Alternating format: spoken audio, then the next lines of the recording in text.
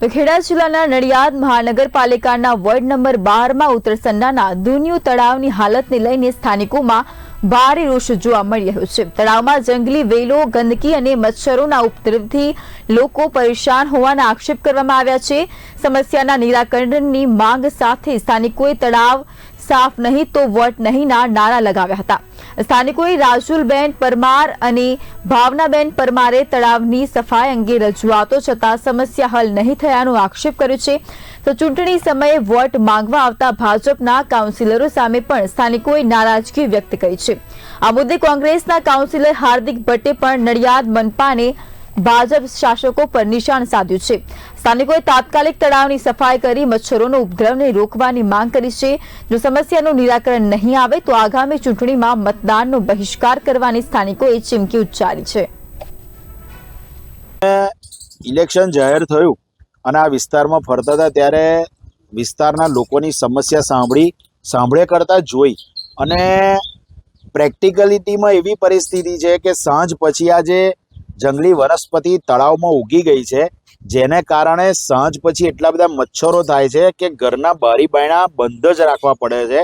સાંજે 7, 7:30 અંધારું થયા પછી કોઈ પરિવાર પોતાના પરિવાર સાથે ઘરની બહાર બેસી શકતું નથી કે અહીંયા હરીફરી શકતું નથી, બાળકો અહીંયા રમી શકતા નથી। આના માટે 4 તારીખે મહાનગરપાલિકાની અંદર રજૂઆત કરેલી છે। જ્યારે નડિયાદ મહાનગરપાલિકાનું પ્રથમ બોર્ડ હતું એની અંદર પણ આ જ મુખ્ય રજૂઆત હતી, કારણ કે હવે આ વિસ્તાર મહાનગરપાલિકામાં આવી ગયો છે। અહીંયા લાઇટોનો પણ અભાવ છે। રાત્રે અહીંયા આવવું જવું હોય તો તકલીફ પડે છે, લાઇટોનો પ્રકાશ નથી, થાંભલા છે, માત્ર લાઇટો નાખવાની છે। આ જે જંગલી વનસ્પતિ જે આખા તળાવમાં ઉગી ગઈ છે એને દૂર કરવાની છે। અને અહીંયા સાઈડ ઉપર અડધી જ્યારે નગરપાલિકા હતી અને ગ્રામ પંચાયત દ્વારા દિવાલ કરેલી છે, પણ એને એક લેવલથી થોડી ઊંચી લાવવાની છે। બીજા વિસ્તાર જે જગ્યા ઉપર બાકી છે ત્યાં દિવાલ કરવાની।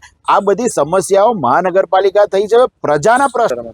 અમારે આ તલાવની સમસ્યા છે। વર્ષ કેટલા ટાઈમથી આ તલાવમાં છે ને આ જંગલી વેલો ઉગી છે। અમે તંત્રને રજૂઆત કરી, અરજી બી આપી તો કે થઈ જશે, પણ હજુ સુધી કોઈ આવ્યું નથી। એના લીધે એટલા નાના છોકરાઓ, વૃદ્ધો બધાને બીમારી થઈ છે, મચ્છર એટલા બધા થઈ ગયા છે।